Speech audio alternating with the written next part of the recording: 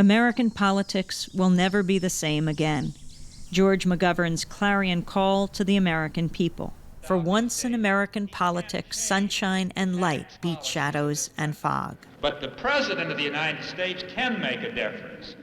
George W. Bush, Donald Rumsfeld, Dick Cheney, they've never gone to war. And yet they are sending young men and women to fight their war. You have Bush and Cheney crisscrossing the country, fundraising. And yet, when was the last time either of them even went to a soldier's funeral? They haven't gone to a soldier's funeral from Afghanistan or from Iraq. These men are clearly not working for us. They're not working for the United States. They're not shoring up democracy. They're subverting it. And they're making the world a very dangerous place. They're making it dangerous for us to exist in the world because people get angry when they're terrorized. You take Kissinger, for example, in Chile, responsible for how many thousands of deaths because he and Nixon supported the Pinochet regime. Salvador Allende dies in the palace on September 11, 1973. And thousands of people die over the next 17 years. More and more documents have been declassified, showing Kissinger's deep involvement. Then you move to Vietnam, Cambodia, Laos, Nixon, Kissinger, McNamara, Johnson. You move to Indonesia and Timor. That was Ford and Kissinger, giving the go-ahead for Indonesian troops with U.S. weapons to invade this small country, leading to one of the great genocides of the 20th century. Yes, I would say Kissinger, McNamara, Johnson, Nixon.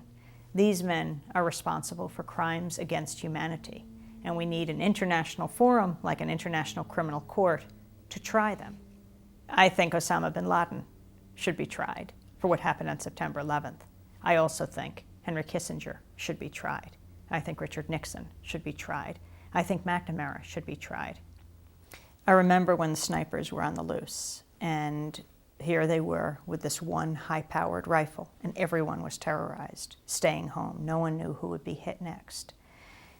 You think about how the rest of the world views us. They see the United States as engaged in a kind of global sniper politics. They don't know who will be hit next.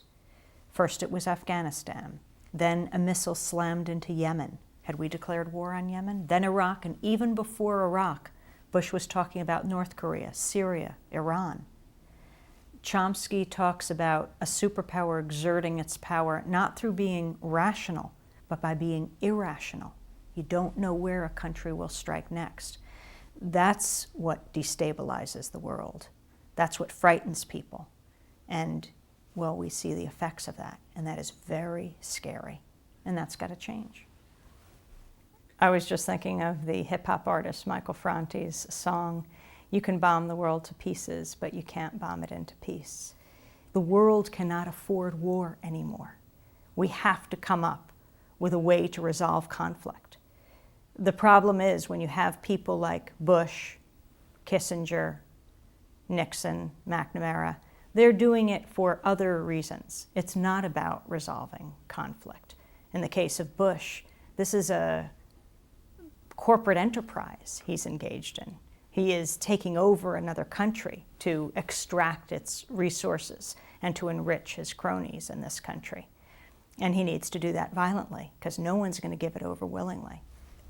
The media is no longer separate from the government. There's a revolving door. You have people like Pete Williams, who is the chief correspondent at NBC, formerly the Pentagon spokesperson for the Persian Gulf War, one of the architects of the censorship rules. You have the embedded reporters in the invasion of Iraq, but to say the embedded reporters of the invasion suggests that they're not embedded after that. They're embedded in the State Department, they're embedded in the Pentagon, they're embedded in the White House. They do not see themselves as separate from the people that they cover. The media is better than that. We have a very important role to play. It is holding those in power accountable. We must be independent. It is giving voice to people in this country right now, the most vulnerable populations, Arab Americans, Muslims, people of South Asian descent. who are being hit very hard by the Justice Department, thousands of them in detention, many have been deported. We have to tell their stories until they can tell their own stories. We have a huge responsibility right now, and it is not about access. That's what the media trades everything for. I call it the access of evil. The media whites out history. We have no historical context for the present conflicts. We need an independent media in this country. It's what people all over the country are now fighting for. There's a whole movement understanding that the mass media has really abdicated all responsibility. We need a democratic media serving a democratic society.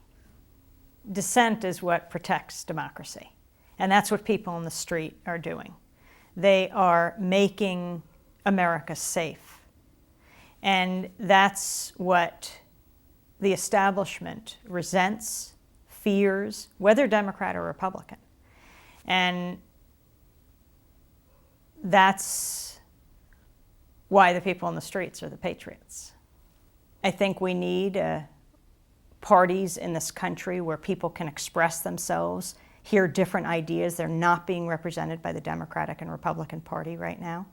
And as long as that's the case, very few people will vote, and that is truly a crime. I mean, I go to countries where people die for the right to vote, in Haiti, in East Timor, astoundingly brave people. Their last act, perhaps, being able to go and determine who will represent them, the highest value. And in this country, people don't even bother, particularly young people, because they don't see a choice. Not because they don't care or because they're apathetic. They really don't think it matters. And it does, if there are people that represent a diversity of views that might represent their views. Race has been used in elections, code words for it, signals to racist voters to encourage racism. And it's not limited to Republicans. Clinton did it too, posing in front of a chain gang.